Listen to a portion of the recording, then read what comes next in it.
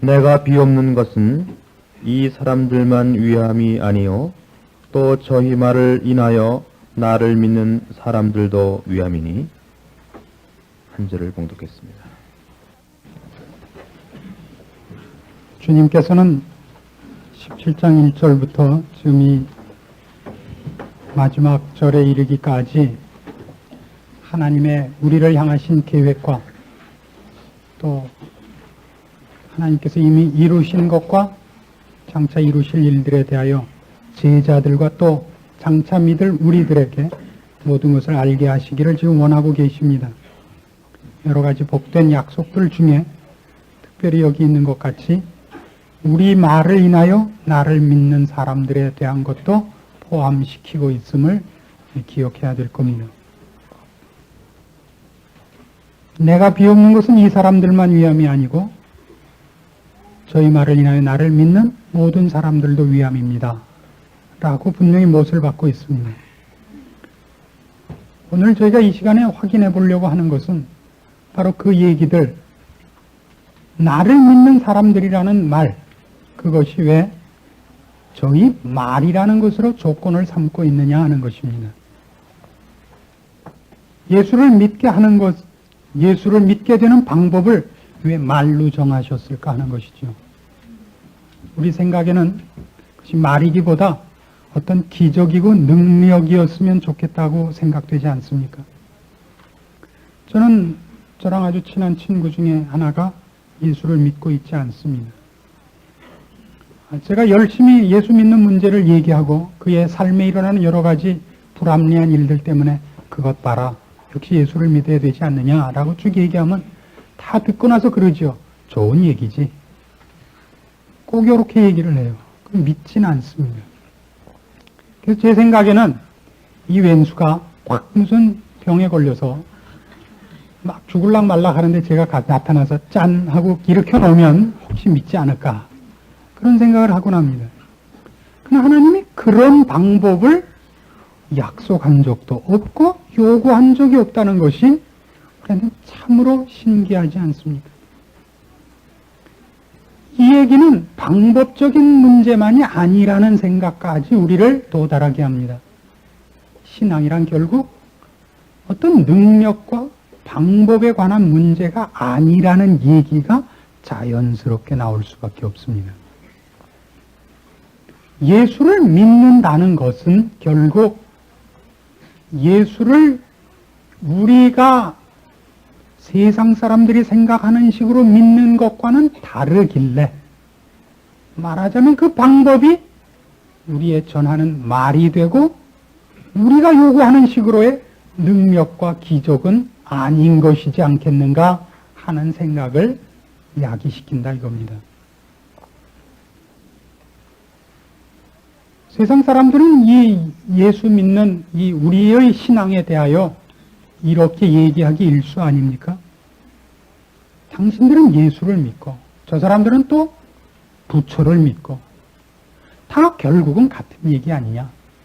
남에게 해 끼치지 말고 착한 사람이 되고 선하게 살고 유익하게 살자는 얘기 아니냐 하는 얘기입니다.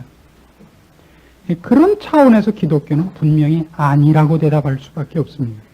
기독교의 신앙은 분명히 착한 문제가 아닙니다.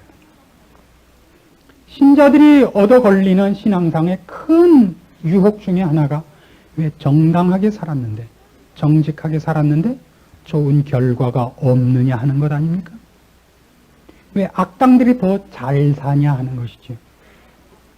성경은 분명히 그런 것을 내용의 핵심으로 갖고 있지 않기 때문에, 신앙의 가장 중요한 부분으로 갖고 있지 않기 때문에 그런 것을 목표로 정하지도 않고 그것이 목표가 아니기 때문에 이것을, 이 신앙을 전하는 방법도 그런 방법은 아닌 것이 동원됐더라 말이죠. 만일 이것이 능력에 관한 것이고 무슨 일을 이루는 것에 관한 것이라면 그 전하는 방법도 기적이 동원됐을 겁니다. 어떤 일을 이루는 것이 아니라 한 분을 알며 사귀는 문제가 기독교 신앙의 핵심이기 때문에 다른 어느 것으로도 대체될 수 없는 것이 되는 겁니다. 기독교 신앙의 핵심은 결국 우리가 얘기하는 이 예수 그리스도 하나님 아버지를 아는 것입니다. 그를 사귀는 것입니다. 인격적인 깊은 교제, 사랑의 관계에 들어가는 것이기 때문에 무슨 어떤 다른 것으로도 설명하거나 다른 것으로 그 방법을 가능케 할 것이 없습니다. 그런 교제에 들어가고 그런 사람의 관계에 들어간 자의 자기 간증 밖에는 다른 것이 없습니다.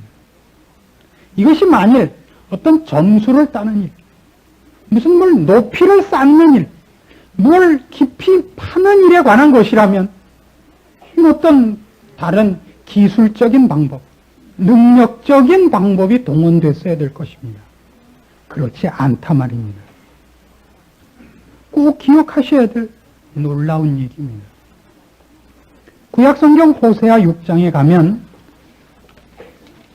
성경에서 가장 많이 요구하는 것이 우리가 생각하는 것과 어떻게 다르냐 하는 것을 이렇게 설명하고 있습니다. 구약성경 1261페이지입니다. 6장 1절입니다.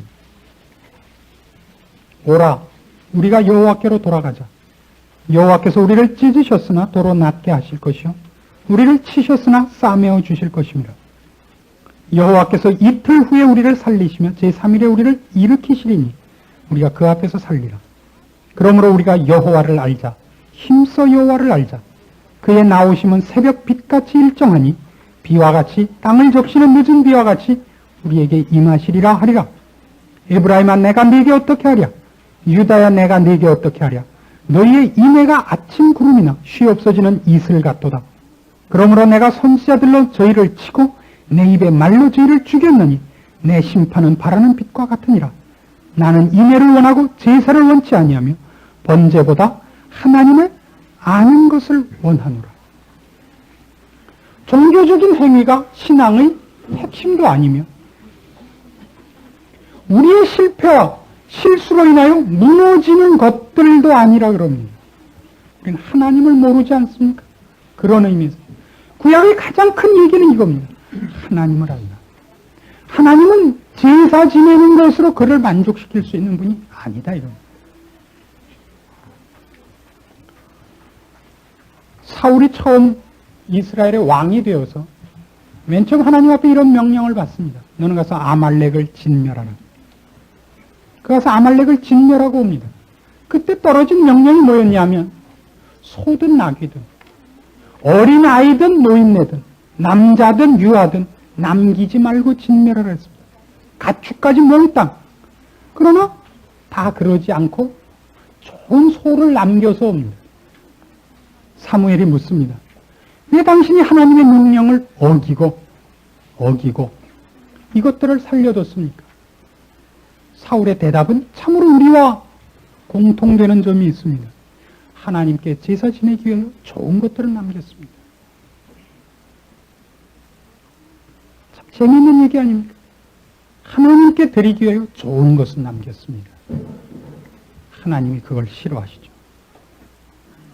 순종이 제사보다 낫다 하는 오늘 우리 김 장로님이 인용하신 그 유명한 구절이 거기서 나온 것입니다.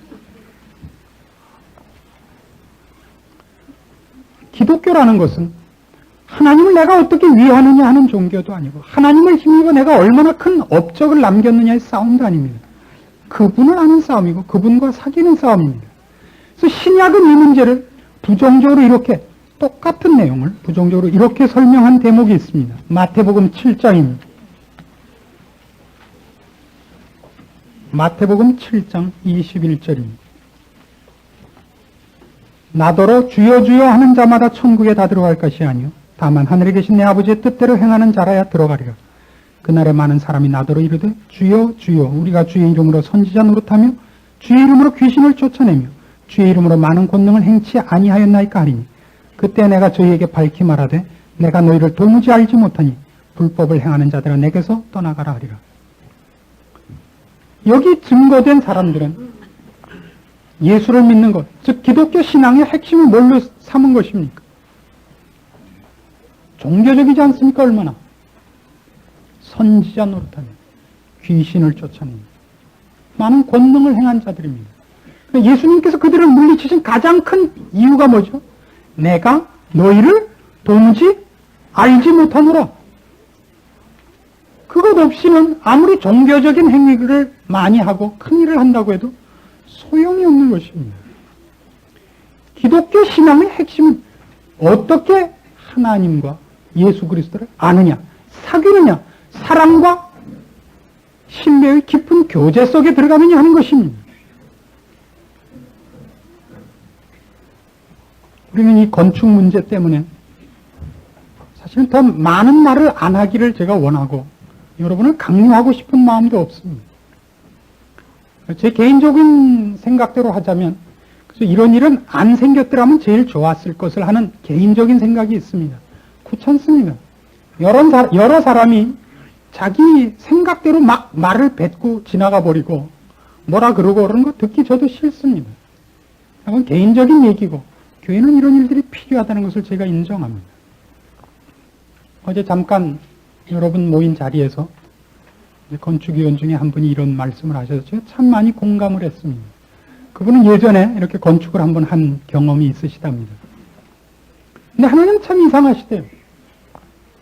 쉬운 길로 절대 안 보내고 늘 붙잡아가지고 꼭 어려운 데로만 집어넣는답니다. 그분이 이런 표현을 썼어요. 하나님 꼭 물귀신 같으시대요. 참 그 표현이 좋은 표현은 아니지만 내용상으로는 너무나 적합합니다. 다 제가 잘못 가르친 탓이라고 제가 어제 많이 회개를 했습니다. 하나님은 물귀신이라뇨. 참 맞는 말입니다. 저희도 이번에 하려고 하는 일이 사실은 우리가 그 일을 한 보름만 일찍 알았어도, 아니 한 일주일만 더 일찍 알았어도 일이 훨씬 쉽고 금전상으로도 거의 1, 2억을 이익 볼 수 있는 일이었습니다. 그러나 그렇게 안 됐습니다. 우리가 그 일을 알았을 때는 이미 늦었고 이제는 그때는 경쟁 상대가 하나밖에 없었는데 지금 10도 넘습니다. 금주 중에 우리가 입찰을 해야 되고 낙찰이 된 날부터 이틀 만에 50%를 갖다 놓아야 됩니다. 급합니다. 한 4, 5억쯤 되는 돈이 필요합니다. 그렇게 급해지자 우리는 비로소 기도하게 되었습니다. 여러 사람한테 전화를 하게 되었습니다. 그리고 급해지자 모두가 왜 다 이렇게 열심을 내지 않는가라고 화를 내기 시작을 했고 화를 내려니까 자기부터 열심을 낼 수밖에 없게 됐습니다. 전 참 다행이라고 생각합니다. 우리 장로님도 나오셔서 드디어 광고를 하셨습니다. 전 참 좋습니다. 유명한 처칠 얘기도 하셨습니다. 전 참 좋습니다. 일은 안 돼도 좋습니다. 이런 일이 있지 않으면 우리는 열심을 내지 않는 족속입니다. 우리 발등에 불이 떨어지지 않으면 우리는 일어나지 않습니다. 하나님은 이런 일을 우리에게 시킵니다. 그리고 언제나 게으름 부리고 여유 있게 할 수 있는 것으로는 일감을 주시지 않습니다. 그건 훈련이 되지 않기 때문입니다. 제가 여러분에게 16억이라는 얘기를 해서 여러분이 당황했다는 얘기를 들었습니다. 여러분 정확히 우리 교회가 우리 교회 모이는 성도들 1000명을 제대로 수용하고 교육관을 짓고 하려면 16억 갖고 어림도 없습니다. 26억쯤 필요합니다. 제가 양보해서 16억이라는 얘기를 했습니다. 그리고요, 저로서는 거기도 섭섭한 얘기를 하는 사람들에 대해서 섭섭합니다. 건축원금이라는 거는 20만 원 내서 되는 일은 아닙니다. 평균 잡고 500만 원씩은 내셔야 됩니다. 이렇게 400가정에 500만 원씩 내셔서 20억을 만드셔야 비슷하게 할 수 있는 일입니다. 근데 왜 여러분들이 투덜거리셨냐면 돈 조금 내고도 일을 처리하려고 그래서 그럽니다. 하나님이 그렇게 쉽게 일을 안 하신다 이겁니다. 저는 욕심 없습니다. 저는 안 줘도 좋고 짓다 말아도 좋습니다. 여기서 평생을 해도 저는 불만이 없는 사람입니다. 하나님은 우리 교회 이 일을 할 때라고 지시하신 것 같습니다. 우리는 떨쳐 일어나야겠고 아무 일도 안 하고 앉아있으니까 다 멀쩡해 보였는데 일을 해보니까 우리는 당황스럽고 연약하고 지혜롭지 못하다는 것을 드디어 발견하는 것입니다. 이것이 문제거리입니다. 거기서 우리는 우리가 더 열심을 내야겠다는 것과 우리가 지혜가 부족하다는 것과 사실은 우리가 하나님을 사랑하지 않고 인색하다는 것을 발견하는 것입니다. 내가 내 희생을 치르지 않고 이 일을 하려니까 왜 당신은 가만히 있냐는 손가락질이 나가더라는 사실을 발견하게 되는 것입니다. 그리고 성질이 나서 손가락질 하다 보니까 내가 광분해서 콱 낼 수밖에 없고 원래 실력으로 낼 수 없는 것을 광분해서 내놓고 나니까 천국에 꽤 괜찮은 상금거리가 생기더라는 사실을 뒤늦게 발견하더라는 사실입니다. 하나님이 우리를 인도하시는 인도하심은 참으로 오묘합니다. 그때라고 생각합니다. 하나님이 우리가 짚고 하는 것보다 조금 쉬운 길을 우리한테 허락하셨습니다. 그래서 저는 잘 됐다고 생각하는 게 아니라 우리 실력이 고등학교 수준도 안 돼서 중학교 입학시험을 내시는구나라고 사실은 생각하고 있습니다. 저는 기뻐하지 않습니다. 어느 날 고등학교 입학시험을 또 치러야 될 것이고 대학 입학시험을 치를 일이 또 있다는 것을 발견했을 뿐입니다. 하나님은 일을 쉽게 하시지 않습니다. 여러분 중에 돈을 콱 줘서 이 일을 쉽게 풀지 않으십니다. 왜냐하면 하나님은 여러분에게 돈을 필요로 하시지 않고 진심을 원하기 때문입니다. 진심이 나오지 않는 한 하나님은 계속 하실 것입니다. 그래서 아까도 어떤 분이 얘기한 것 같이 물귀신 작전에 우리는 말려들었습니다. 운동선수들을 훈련시킬 때 이런 훈련 방법이 있습니다. 운동장을 10바퀴 뛰어라. 그래서 5분 있다가 3바퀴 뛰고 말았는데 야 해지니까 그만두자 이렇게 하는 훈련 보셨습니까? 10바퀴를 다 돌아야 끝나는 겁니다. 교회는 그런 훈련입니다. 왜요? 하나님은 어떤 교회를 세우시기를 원하시지도 않고 하나님은 우리가 어떤 선교사를 파송하는 것도 원하시지 않습니다. 우리를 하여금 공산 국가들을 전부 예수 믿게 하는 일에 쓰시지도 않습니다. 그것이 목표가 아닙니다. 그것이 목표가 아닙니다. 우리에게 당한 일로 우리가 훈련돼요. 하나님은 이런 분이더라. 하나님은 이것을 원하시더라. 하나님 나를 이렇게 사랑하시더라. 나도 이렇게 사랑하기로 했다는 결론을 받지 않는 한 일은 무엇이든지 상관없고 그 일을 얻어내기 위해서라면 무슨 일이든지 또 생길 겁니다. 뭐 암에 걸리든 뭐 에이즈는 관둡시다. 그건 너무 추악하니까. 하다못해 그냥 뭐 나환자가 되든 뭐 다리가 회토막이 되든 어떤 일이든지 하실 겁니다. 이걸 이루기 위해서라면 다른 일을 이루기 위해서는 우리는 동원되는 적이 없습니다. 그것이 우리에게 가장 필요하기 위해서는 하나님은 건강도 명예도 혹은 부도 뭐든지 뺏을 수도 있고 줄 수도 있고 어떤 일이든지 우리한테 앞에 세울 것입니다. 선교사를 파송하는 일도 세울 것이고 교회를 짓는 일도 세울 것이고 혹 이단이 침투하는 일도 일으키실 겁니다. 무엇을 위해서라면 우리로 하여금 하나님의 사람이 되게 하는 일이랍니다. 하나님의 사람이 된다는 건 종교적인 사업이 아니라 그런 행사가 아니라 하나님을 아는 것, 주님을 아는 것, 그와 하나가 되는 것입니다. 그게 본문 내용입니다. 다시 돌아가 보실까요? 요한복음 17장은 결국 이 목표를 향하여 나가고 있습니다. 21절을 보십시오. 아버지께서 내 안에, 내가 아버지 안에 있는 것 같이 저희도 다 하나가 되어 우리 안에 있게 하사 세상으로 아버지께서 나를 보내신 것을 믿게 하옵소서. 결국 이 일로 가기 위하여 이 모든 기도는 존재합니다. 우리가 하여금 이 세상에서 무슨 큰일, 모세 같은 일, 엘리야 같은 일, 다니엘 같은 일을 시키기 위해서 보내지 않습니다. 하나 되게 하는 것을 위하여 이 인생을 살게 하십니다. 우리는 그 속에서 그렇게 되는 과정을 하나님께서 맡기신 일들을 통하여 배울 것입니다. 계속 그 얘기입니다. 24절부터 보십시오. 아버지여 내게 주신 자도 나 있는 곳에 나와 함께 있어 아버지께서 창세전부터 나를 사랑하심으로 내게 주신 나의 영광을 저희로 보게 하시기를 원하옵나이다. 이 영광의 자리까지입니다. 이것이 하나님의 계획입니다. 이것 외에 아무것도 없습니다.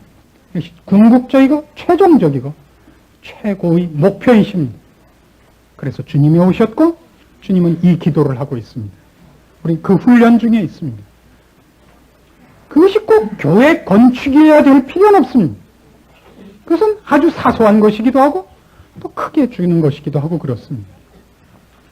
개인적이고 가정적이고 또는 사업적이고 자기 회사적이고 말이죠. 또 어떤 때는 이렇게 교회적이고 하는 사건들을 통하여 우리 자신들을 훈련받고 이 목표를 향하여 밀어붙이시는 하나님의 손길 속에 있음을 자각할 일입니다. 그래서 이 일은 말씀으로밖에 증거되지 않습니다. 주를 아는 자, 그를 사랑하는 자의 삶을 통한 증언. 예, 그게 여기 있는 저희 말을 인한이라는 조건입니다. 히브리서 11장에 가면 이런 표현이 있죠. 다만 우리 입술로 하는 말이라고만 생각하지 마십시오. 히브리서 11장 4절입니다. 신약성경 365페이지입니다. 믿음으로 아벨은 가인보다 더 나은 제사를 하나님께 드림으로 의로운 자라 하시는 증거를 얻었으니 하나님이 그 예물에 대하여 증거하심이라. 저가 죽었으나 그 믿음으로써 오히려 말하느니라. 이것들은 우리가 말해야 되는 말입니다. 말로 혀로 나오는 것이 다 말이 아닙니다. 말이란 인격이고 그 원리고 그 존재의 어떤 색깔이고 그렇지 않습니까? 말을 어떻게 혀로 합니까? 말은 인격으로 하는 것이고 자기의 목표와 방향으로 하는 것이죠. 그 신자들의 말입니다. 이것으로만 증거되는 것 무엇이길래? 그건 하나님의 인격이고 하나님의 성품에 관한 것이기 때문입니다. 그래서 기독교는 뜻밖에도 그렇게 많은 기적이 기록되어 있음에도 불구하고 기독교는 기적으로 연결되지 않습니다. 그렇죠? 성경만큼 많은 기적을 기록하고 있는 책이 어디 있습니까? 죽은 자가 살아나며 광풍이 말 한마디에 잠잠해지며 안전뱅이가 일어나며 중풍병자가 낫습니다. 문둥병이 깨끗함을 얻습니다. 그러나 한 번도 기독교는 그것으로 연결되지 않습니다. 기독교의 연결은 이상하게도 순교입니다. 왜 그렇죠? 예, 이것 때문입니다. 아벨은 죽었으나 그 믿음으로써 오히려 말합니다. 죽인 자는 가인이고 죽임을 당한 자가 아벨이지만 죽음이라는 것으로 우리가 가진 내용, 하나님에 관한 것, 예수 그리스도에 관한 것은 그것으로서 오히려 증거됩니다. 그 스데반은 죽습니다. 성령과 지혜가 충만해가지고 죽습니다. 그냥 아무것도 못하고. 기독교는 그렇게 연결되어 왔고 증거되어 왔고 그걸 막을 방법이 하나도 없었습니다. 히브리서 12장에 가시면 이 앞에 있는 히브리서 11장 얘기를 쭉 하고 히브리서 11장 33절부터 보실까요? 이런 얘기들이 쭉 나옵니다. 저희가 믿음으로 나라들을 이기기도 하며 의를 행하기도 하며 약속을 받기도 하며 사자들의 입을 막기도 하며 불의 세력을 멸하기도 하며 칼날을 피하기도 하며 연약한 가운데서 강하게 되기도 하며 전쟁에 용맹되어 이방 사람들의 진을 물리치기도 하며 여자들은 자기의 죽은 자를 부활로 받기도 하며 또 어떤 이들은 더 좋은 부활을 얻고자 하여 악형을 받되 구차히 면하지 아니하였으며 또 어떤 이들은 희롱과 채찍질뿐 아니라 결박과 옥에 갇히는 시험도 받았으며 돌로 치는 것과 톱으로 켜는 것과 시험과 칼에 죽는 것을 당하고 양과 염소의 가죽을 입고 유리하여 궁핍과 환난과 학대를 받았으니 이런 사람은 세상이 감당치 못하도다. 저희가 광야와 산중과 안울과 토굴에 유리하였느니라. 이 사람들이 다 믿음으로 말미암아 증거를 받았으나 약속을 받지 못하였으니 이는 하나님이 우리를 위하여 더 좋은 것을 예비하셨음즉 우리가 아니면 저희로 온전함을 이루지 못하게 하려 하심이니라. 이러므로 우리에게 구름같이 둘러싼 허다한 증인들이 있으니 모든 무거운 것과 얽매이기 쉬운 죄를 벗어버리고 인내로서 우리 앞에 당한 경주를 경주하며 믿음의 주여 또한 온전케 하시는 예수를 바라보자. 저는 그 앞에 있는 즐거움을 위하여 십자가를 참으사 부끄러움을 개의치 아니하시더니 하나님 보좌 우편에 앉으셨느니라. 구름같이 둘러싼 허다한 증인이 뭡니까? 하나님의 하나님 되신 것, 예수 그리스도 되심, 그분의 약속을 근거하여 산 사람들, 그 증언입니다. 이것이 믿음의 핵심입니다. 아직도 좀 모호하실 겁니다만 제가 조금 이따 더 분명하게 결론을 낼 겁니다. 신자들이 신앙의 내용과 근거를 무엇으로 갖고 있느냐? 보통 자신입니다. 놀랍게도. 그래서 자기가 생각하고 있는 기독교적 어떤 기준을 하회했다고 생각할 때는 불안해합니다. 나는 오늘 착하지 못했다. 오늘 의롭지 못했다. 오늘 정직치 못했다 하는 것으로 불안해합니다. 말하자면 하나님 그분을 기쁘게 했느냐 슬프게 했느냐가 아니라 옳았느냐 글렀느냐 하는 어떤 깨우침과 도가 인격적 존재이신 하나님의 설 자리를 대체해버리는 것, 이것도 큰 문제 중에 하나입니다. 게다가 그것을 내가 지켰을 때의 안심과 못 지켰을 때의 불안이 우리를 흔든단 말입니다. 기독교 신앙이란 그것과 전혀 다릅니다. 기독교란 옳으냐 그르냐의 싸움도 아니고 선하냐 악하냐의 싸움도 아닙니다. 하나님 그분을 아느냐, 그분과 사랑의 교제가 있느냐고, 그분의 약속을 근거로 한 대상이냐를 아느냐가 우리의 확신입니다. 그렇지 않습니까? 우리가 우리에게 약속된 것을 이룰 조건이나 방법을 전수받은 적이 없습니다.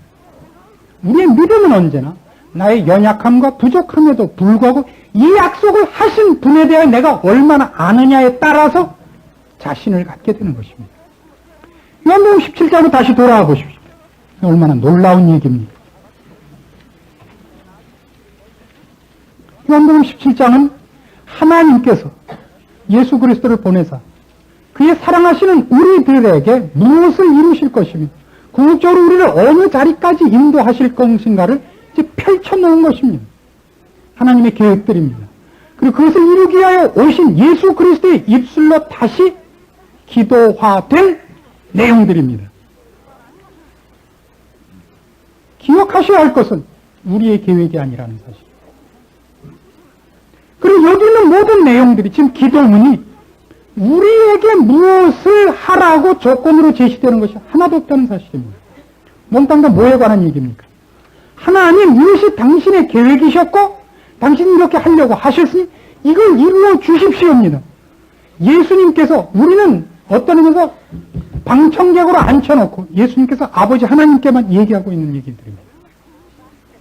11절 보시겠습니까? 나는 세상에 더 있지 아니하나 저희는 세상에 있사옵고 나는 아버지께로 가옵나니 거룩하신 아버지요 내게 주신 아버지의 이름으로 저희를 보존하사 우리와 같이 저희도 하나가 되게 하옵소서. 누구 보고 되게 해달라는 거예요? 아버지 하나님께. 누가? 예수님께서. 우리는 읽히지도 않아요. 그러나 이 기도문과 이 기도의 응답은 결국 우리 것입니다. 우리를 향한 것입니다. 우리는 우리의 신앙을 무엇으로 확보하고 있습니까? 내용이 무엇이며 근거가 무엇입니까? 그건 이 하나님을 아는가의 싸움입니다. 이를 이루기 위하여 오신 예수 그리스도를 아는가의 싸움입니다. 그때 우리는 모든 문제에서 해방될 것입니다. 신자들의 가장 큰 약점이 뭐냐면 믿음이 없는 것이죠. 믿음이 왜 없냐 그러면 언제나 자기를 근거로 살기 때문입니다. 내가 내 운명의 최고 책임자이기 때문입니다. 저는 제가 믿음이 꽤 있는 사람이라고 생각을 했습니다. 뭐 아닌 것도 아니죠. 이번에 저도 이 건축 문제를 해보면서 저도 처음 해보는 겁니다. 예전에 해봤으면 잘할 걸. 처음 해보니까 저도 몹시 당황하며 허둥지둥했습니다.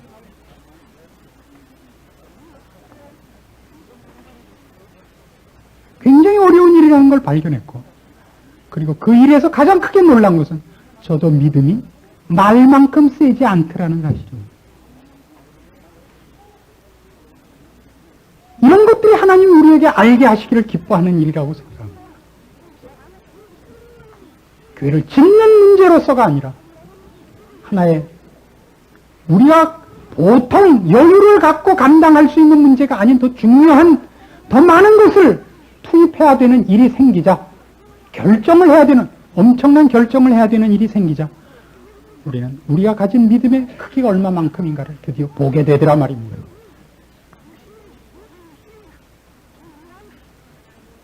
저도 하여튼 헌금을 약속해야 되지 않았겠습니까? 얼마를 할 것이냐. 제 아내와 많이 다투고 많이 고민했습니다. 어느 쪽이 더 많이 하자 그랬는가는 제가 밝히지 않겠습니다. 어렵더라는 얘기입니다. 우리는 결국 돈이 가장 확실한 근거고 건강이 가장 확실한 미천입니다. 그렇죠? 아닌 것 같지만 해보니까 그렇더라고요. 말로 예수를 믿는 거 얼마나 쉬운지 모릅니다. 정말 진심을 꺼내놔야 되니까. 이놈에게 어디 갔는지 나오질 않아요. 6.25 때 잃어버렸는지, 어디다 놓고 왔는지. 지난번 아시안게임 때 체육관에다 놓고 왔는지, 어디다 놓고 왔는지 아무리 찾아도 없어요. 참으로 많이 놀랐습니다.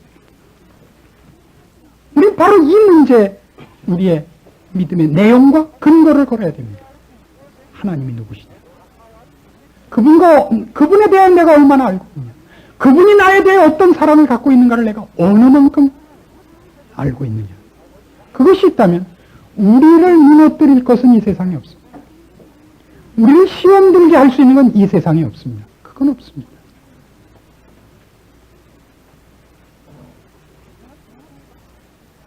만일 그것이 없다면 우리의 신앙은 나약한 겁니다. 그걸 쌓도록 다시 한번 여러분 스스로를 점검하셔야 됩니다. 시편 145편에 의하면 성경은 이 묘사하기를 즐겨한다는 걸 여러분 기억해 주십시오. 성경은 이런 묘사를 좋아하는 겁니다.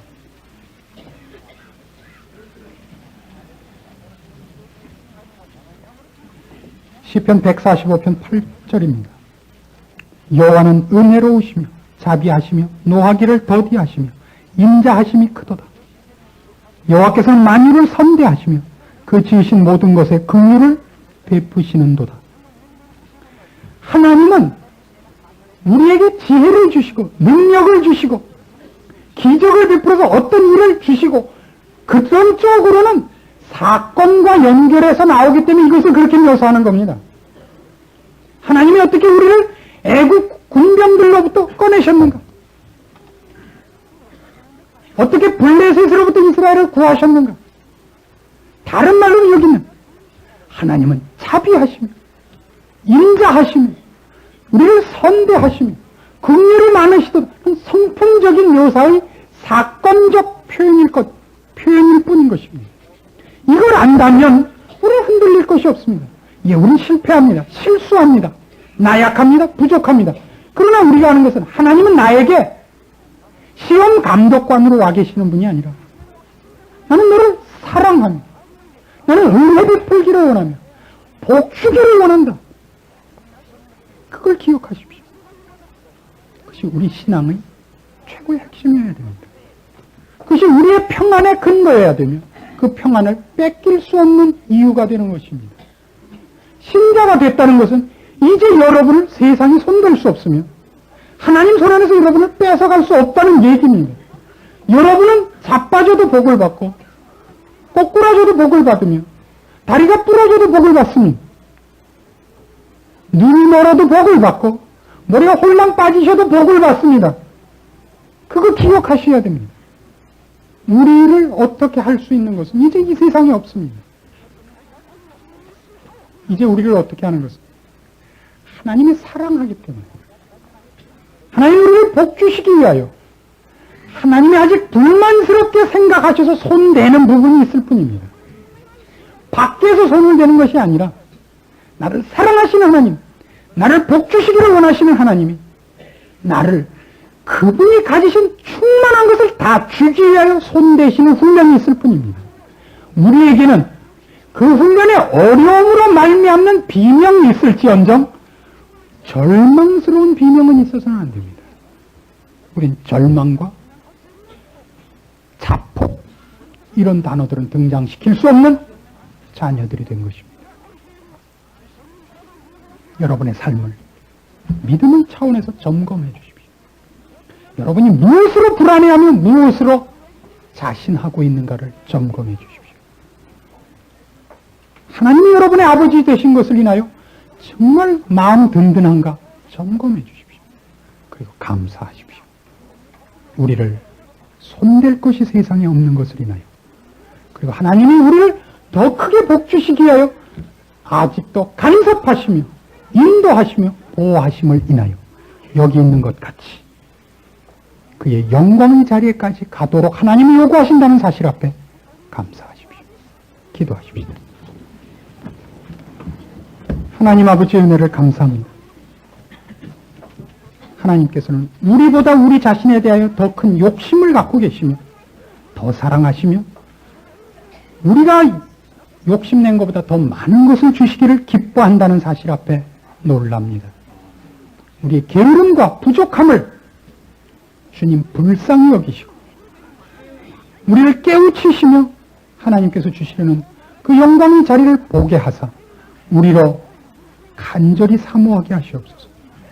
우리 살아생전에 주님께서 간섭하사 훈련시키는 이 신앙의 훈련에 순종하게 하시고 하나님 나를 새로 빚으사 만드시려는 새 사람의 아름다운 자리를 사모하게 하시옵소서.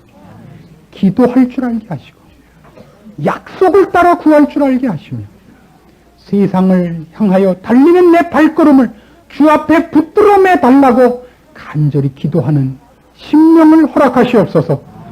이 교회를 통하여 영광 받으시고 여기 모으신 주의 사랑하는 성도들을 통하여 또한 영광 받으시며 이 성도들을 아름답게 하셔서 영광 받으시옵소서. 예수님의 이름으로 기도합니다. 아멘.